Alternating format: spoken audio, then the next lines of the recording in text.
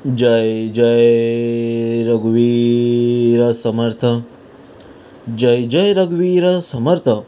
श्रीमद्दास बोध दशक 8वा. ज्ञानदशक मायत भावनाम. समास 5वा. स्थूल पंचमहाभूते स्वरूपाकाश भेदो नाम.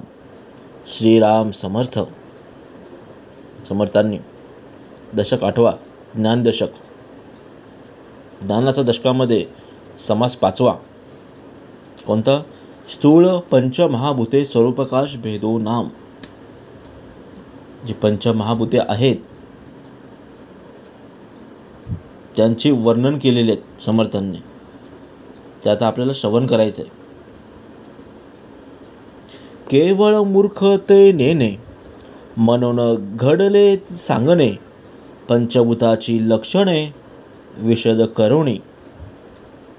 जय सद्गुरू. समर्थ सांगतात केवळ मूर्खते नेणे म्हणजे जे मूर्ख असतात त्यांना पंचभूताची लक्षणं ते जाणत नाहीत, ते मानत नाहीत, म्हणून समर्थांनी हे स्पष्ट केलेले आहे आणि ते आता आपल्याला या श्रवणामध्ये सांगितलेलं आहे, समासामध्ये सांगितलेलं आहे, ते आता आपल्याला श्रवण करायचं आहे. पंचभूताचा कर्दम झाला, आता नवचे वेगळा केळा, परंतु काही एक वेगळाला करून दाऊ. समोर सांगतात पंचभूताचा कर्दम झाला. तर पंचभूते कोणती? पृथ्वी, तेज, वायू, आकाश, आप. पृथ्वी, आप, तेज, वायू, आकाश हे पंचभूते झाले. कर्दम झाला म्हणजे काय? कर्दम म्हणजे मिश्रण झाला,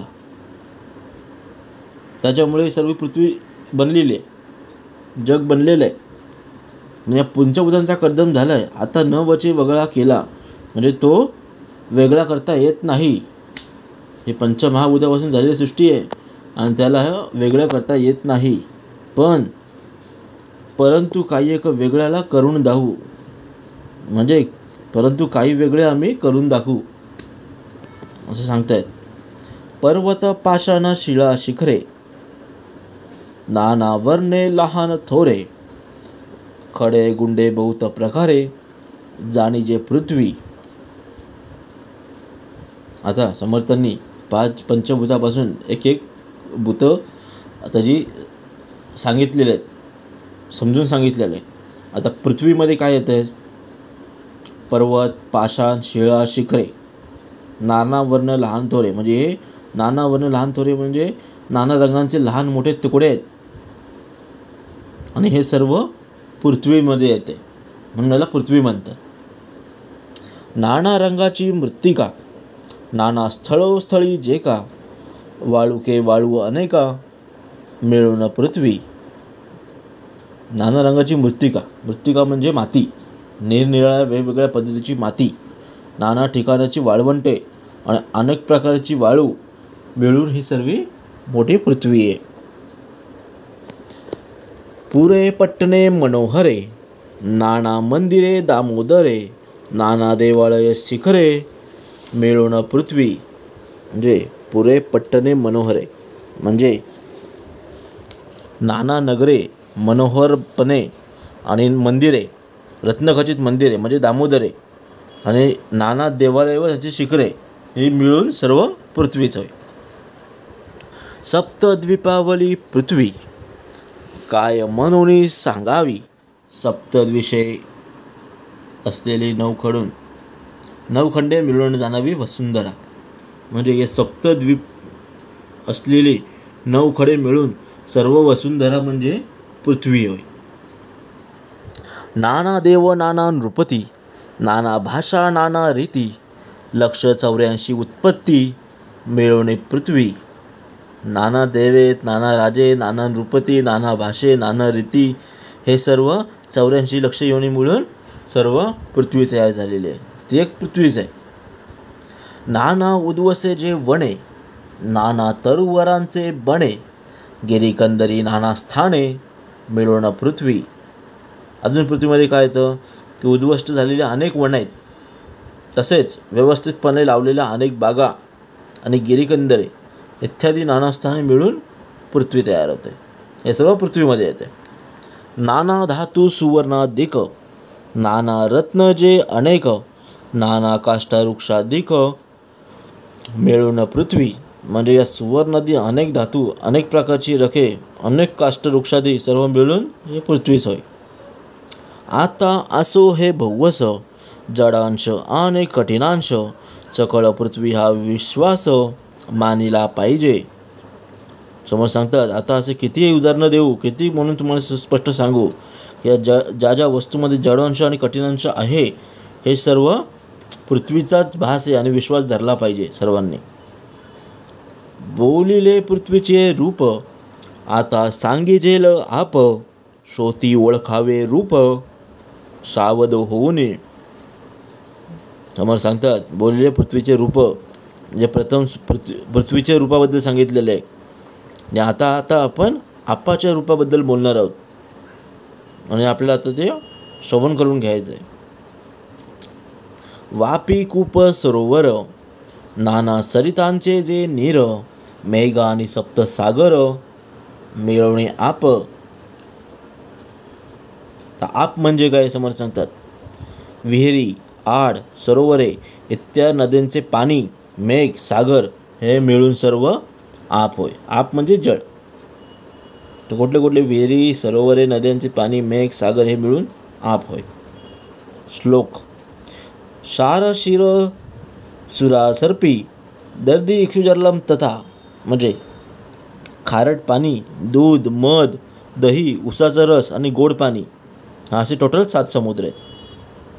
क्षार समुद्र दिसता है सकळ जनदृष्टीस पाहे जेने लवण होता है तोची क्षार सिंधू. आता 7 समुद्र आपण ऐकलेत वरती, दूधसागर, मधसागर, तूपसागर, दहीसागर, उसाचा रस आणि पाणी, शुद्ध पाणी हे क्षार सिंधू. तर त्याच्यामधले एक एक आता आपल्याला एक एक सागर आपल्याला बघायचं आहे. क्षार समुद्र दिसत आहे आणि सकळ जनाची दृष्टीस पाहे. क्षार समुद्र म्हणजे खारा समुद्र आणि सगळ्या लोकांना प्रत्यक्ष जो दिसतोय, ज्यातून मीठ निर्माण होतोय, तो आपला क्षार सिंधू होय. एक दुधाचा सागर त्या नाव शिर सागर दवे दिदला निरंतर उपमन्यासी. म्हणजे एक दुधाचा सागर आहे ज्याचं नाव क्षीरसागर आहे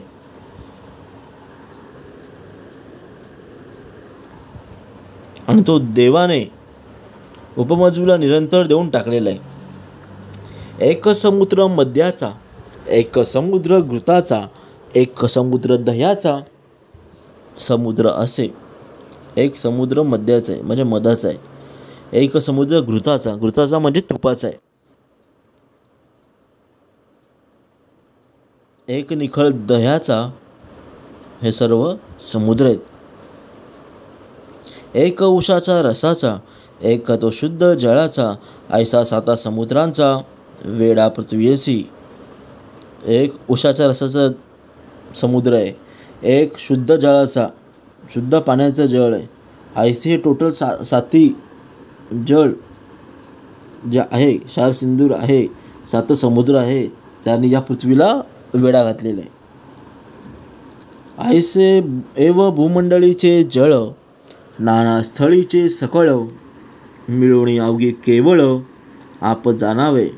समोर सांगतात, याप्रमाणे सर्व भूमंडळातील जळ एवढंच नव्हे तर इतर ठिकाणचे जळ सर्व मिळून आप बनते.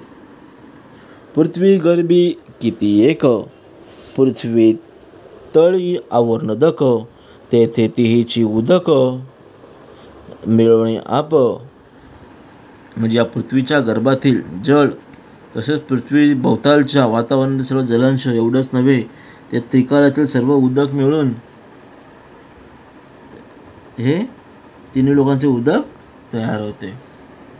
नाना वल्ली भुवस नाना तरुवरांचे रस मधु पारा अमृत विष मिळून आप. म्हणजे नाना प्रकारच्या वेळी नाना तरुवरांचे रस, मध, पारा, अमृत, विष सर्व हे आपच आहे. नाना रस स्नेहाधिक याही वेगळे अनेक जगा वेगळे आवश्यक आप बोलीजे. ओले आणि शीतल किंवा जळासारखे पातळ असेल जे रेत, रक्त, मूळ लाल, मूत्र इत्यादी हे सगळे आपच समजावे. आप संकेत जाणावे, पातळ बोळे ओळखावे, मृद शीतळ स्वभावे, आप बोलीजे. म्हणजे जे पातळ आहे, ओले, मृदू आहे, शीतल स्वभावाचे आहे, ते आपण संकेताने आप म्हणून ओळखले पाहिजे, समजावे. झाला आपाचा संकेत, पातळ मृद गुळगुळीत, स्वेद श्लेष्मा अश्रू समस्त, आप बोलीजे. म्हणजे पातळ आहे, मृदू आहे, गुळगुळीत ही जळाची खून आहे, म्हणून घाम, कफ, पडसे, अश्रू, सर्दी हे सर्व आप समजावे. तेज ऐका सावधपणे, चंद्र सूर्य तारांगणे, दिव्य देह सतेजपणे, तेज बोलीजे. आता आपण 2 श्रवण केलेले आहेत, आप आणि पृथ्वी. आता आपल्याला तेजाचं स्वरूप हे करायचं आहे, तर तेजाविषयी आपल्याला बोलायचं आहे, तर आपल्याला ते श्रवण करायचं. तेज ऐका सावधपणे, त्यामध्ये काय आहे, चंद्र सूर्य तारांगणे आणि दिव्य देह सतेजपणे, म्हणजे तसेच हे तेजोमय दिव्य देह आहे तेच समजावे.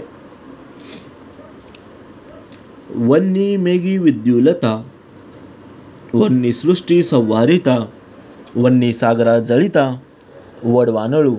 म्हणजे अग्निमेघात जी विद्युलता चमकते ते तेजतत्व आहे. आणि सर्व गोष्टीचा संवार करणारा प्रलयाग्नी हा सागराला जळणास वडवानळ.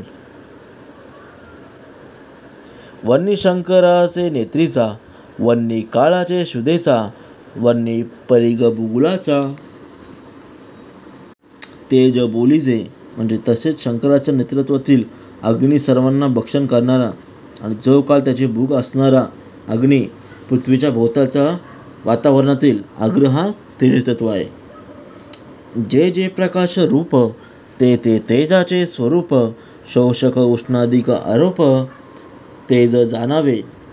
मला सांगतात जे जे प्रकाश रूप आहे, जे आपल्याला प्रकाश देते तेजाचे, ते तेजाचे स्वरूप आहे. आणि तसेच शोषकता, उष्णता आणि यांचे आरोप तेज तत्वामुळे होतात. वायू जाणावा चंचळ, चैतन्य चेतवी केवळ, बोलणे चालणे सकळ, वायूमुळे. तर तेच झालं आहे, तर आपला वायू संबंध ऐकायचा आहे. वायू कसं आहे, चंचळ आहे. नाही तर आपल्याला फक्त समजतो, बघता येत नाही, दिसत नाही. चैतन्य आहे ते वायूमुळे समजते. आणि सर्व शरीराचं हालचाली, बोलणे, चालणे हे सर्व वायूमुळे होत राहतात. हाले डोळे ती तुका पवन, काही न चले पवने विण, सृष्टी चळाया कारण, मूळ तो वायू.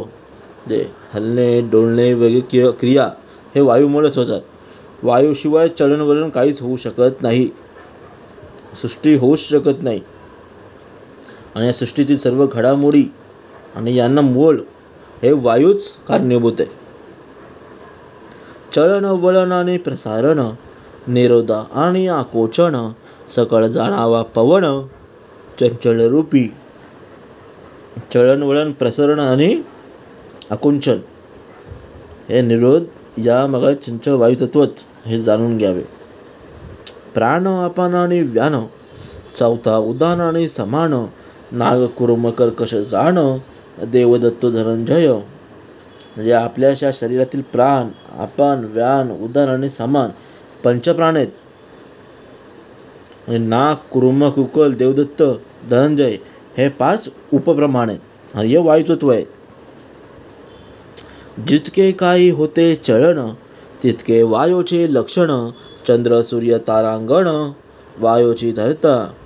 म्हणजे जितके काही चलनवलन आहे, जितके काही हालचाली होत आहेत ते सर्व वायूमुळे होतात. चंद्र, सूर्य, तारांगण यांना पण वायूच धारण करतो. आकाश जाणावे पोकळ, निर्मळ आणि निश्चळ, आकाश रूप सकळ, आकाश जाणावे.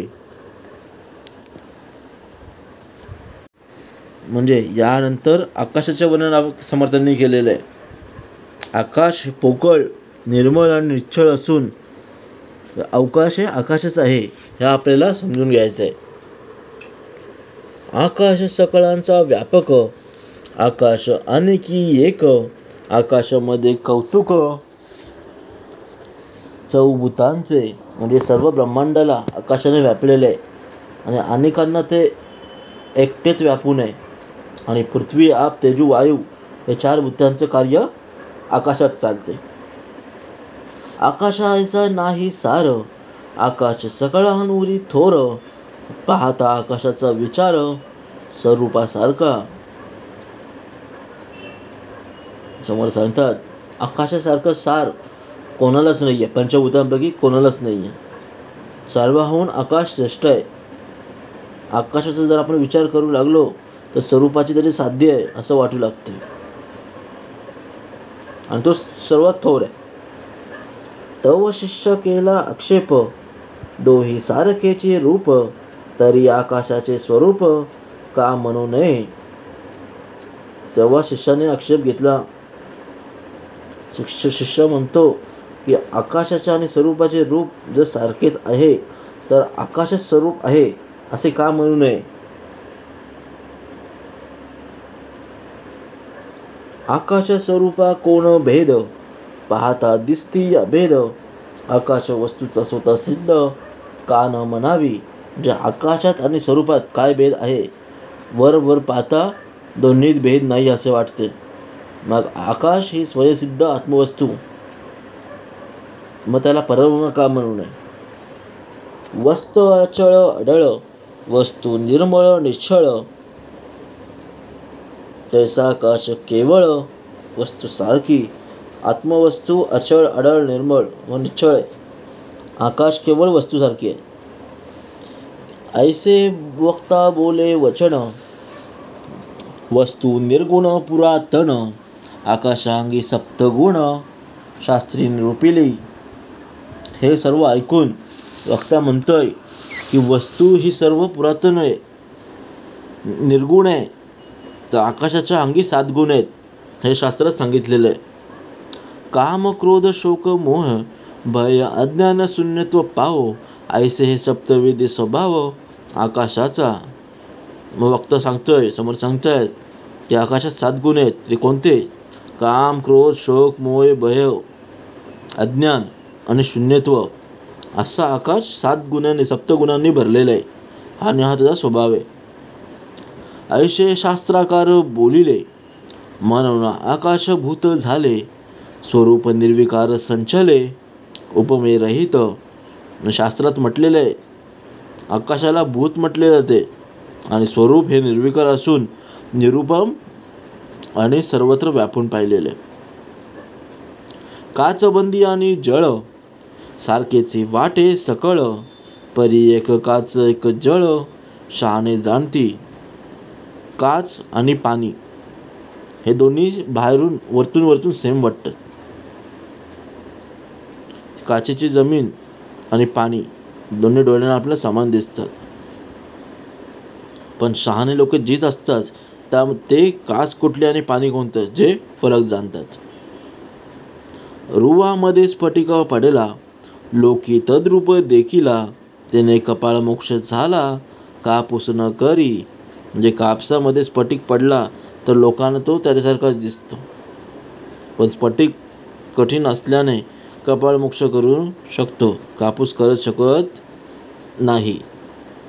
तंदुळामध्ये श्वेत खडे, तंदुळासारखे वाकुडे, चावू जाता दात पडे, तेव्हा कळे. समोर सांगतात तांदळामध्ये भरपूर श्वेतखडे आहेत, जे तांदळासारखे दिसतात, थोडे वाकडे असतात.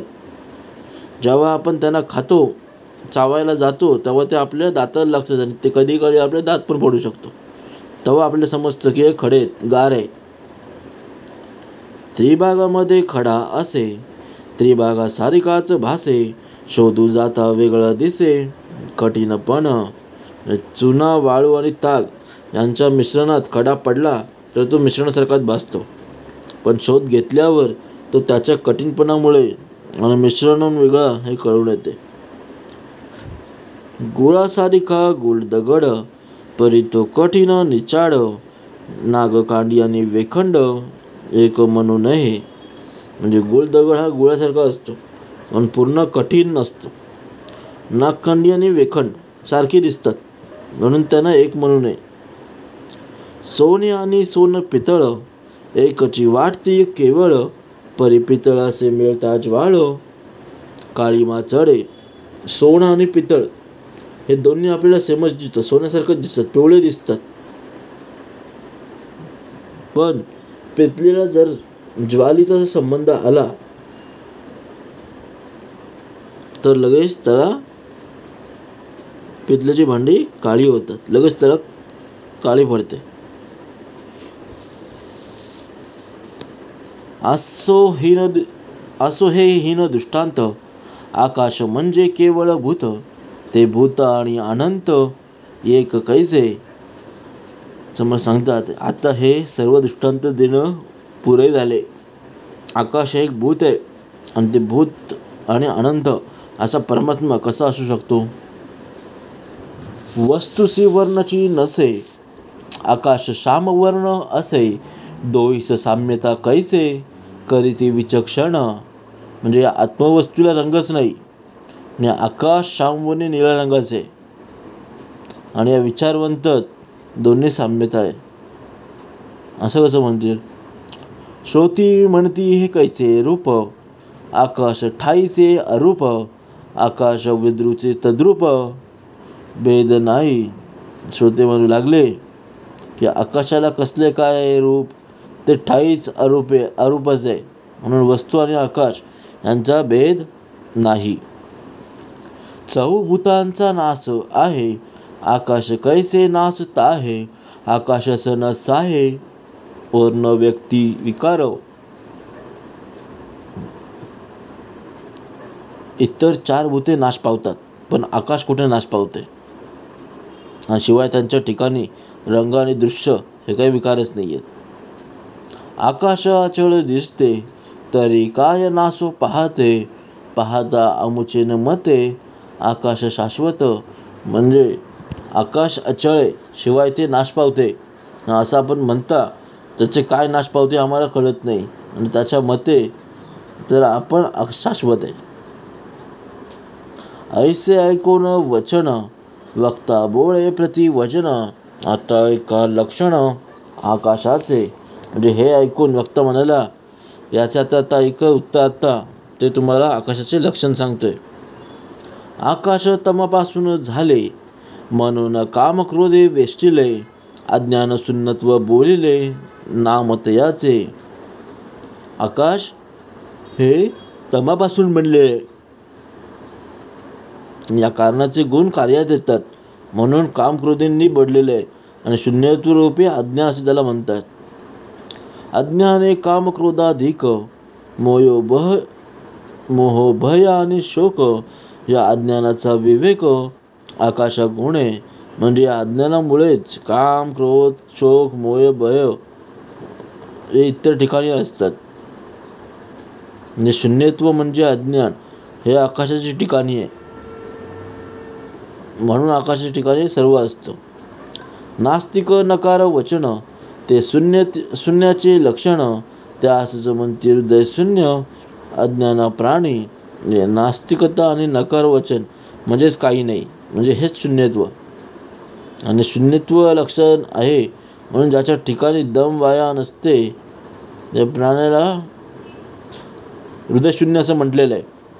आणि जसे ज्याच्या हृदयात शून्य म्हणजे अज्ञान आहे तो अज्ञानी माणूस आहे असं त्याचा समज होतो. आकाश स्तब्धपणे शून्य, शून्य म्हणजे ते अज्ञान. अज्ञान म्हणजे कठीण रूपतयाचे. म्हणजे या आकाशाची स्तब्धता ही त्याची शून्यता आहे म्हणून तो कधी स्तब्ध राहत नाही. शून्य म्हणजे अज्ञान आणि अज्ञान म्हणजे काठिण्य हे आकाशाचे रूप आहे. कठीण शून्य विकारवंत, त्यास कैसे म्हणावे संत. मनास वाटे हे तद्वत आयाच दृष्टी. म्हणजे कठीण शून्य आणि विकारवंत आकाशाला सेतुस्वरूप कसं म्हणावं. वरवर पाहिले ते आपल्या सर्व मनात बसतो. अज्ञानी कालवले आकाशी, ते आकर्दम झाले नाशी.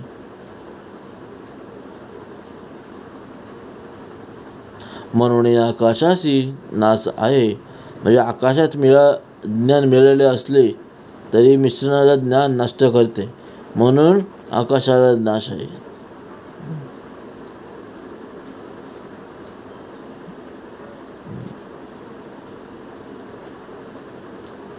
त्याची आकाशाने स्वरूप पाहता वाटती एक रूप, परी दोहीमध्ये विक्षेप शून्यत्वाचा. म्हणून आकाश आणि स्वरूप वरवर पाहता आपले एकरूप वाटतात, पण दोहीमधील शून्यत्व फरक आहे. आहाच पाहता कल्पनेसी सारखेचे वाटे निश्चयसी, परी आकाश स्वरूपासी भेद नाही. म्हणजे वरवर पाहिलं की आपल्याला कल्पनेला दोन्ही सारखंच वाटतं, पण विचार केला की आपल्याला समजते की आकाशात आणि स्वरूपात हे निश्चितच भेद आहेत. उन्मन आणि सुषुप्ती अवस्था सारखेची वाटे तत्वता, परी विवंचून वाव जाता भेद आहे. ज्याप्रमाणे उन्मनी अवस्था आणि सुखमी अवस्था वरवर पाहिले की सारख्या वाटतात, पण विश्लेषण करून सखोल विचार केला मग नंतर कळून येते की दोन्ही अंशामध्ये भेद आहे आणि आत्मा बीजरूपाने शिल्लक असते आणि त्यात संपूर्ण नष्ट होऊन हे स्वर्गरूपाशी पूर्ण तदाम्य झालेले असते. हे काय फार मोठे कार्य आहे.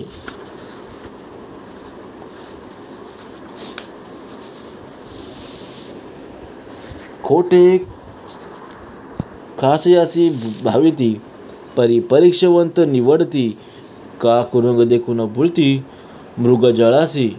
सामान्य लोक खोट्याला खऱ्याप्रमाणे मानतात, पण पारखी असतात. त्यांना खोट्याची पारख असल्याने ते खरंच निवडून घेतात. आणि मृगजळांना पाहून हरणे जशी मुख्यात असतात तशी अज्ञानी लोकांची स्थिती असते. आता असो हा दृष्टांत, बोळीला कळा या संकेत, मरण भूत आणि अनंत.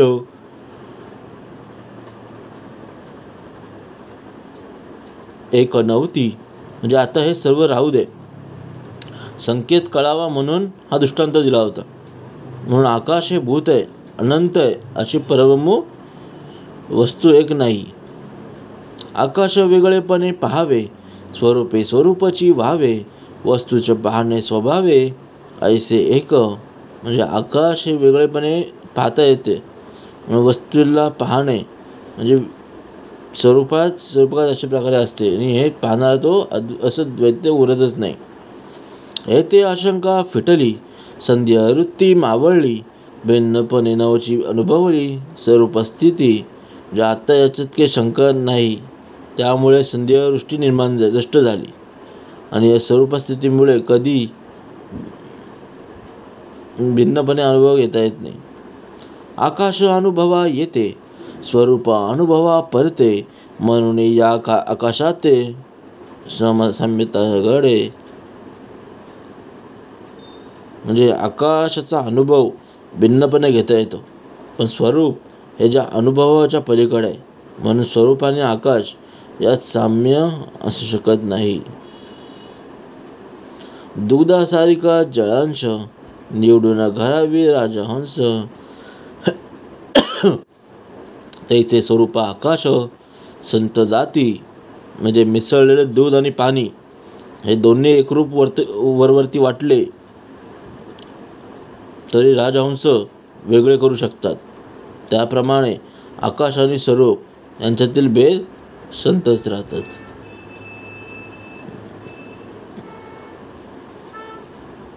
सकळ माया गथा गोवी, संत संग हे उगवावी, या कारणे मोक्षाची पदवी सत्समागमे. म्हणजे ही सर्व मायाची गुंतवणूक आहे.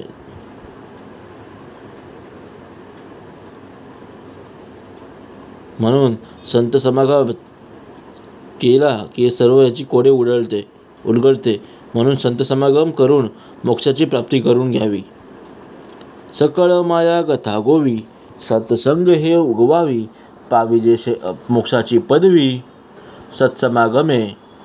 इति श्रीदासबोधे गुरुशिष्य संवादे स्थूळ पंचमहाभूते स्वरूपकाश भेदो नाम समास 5वा.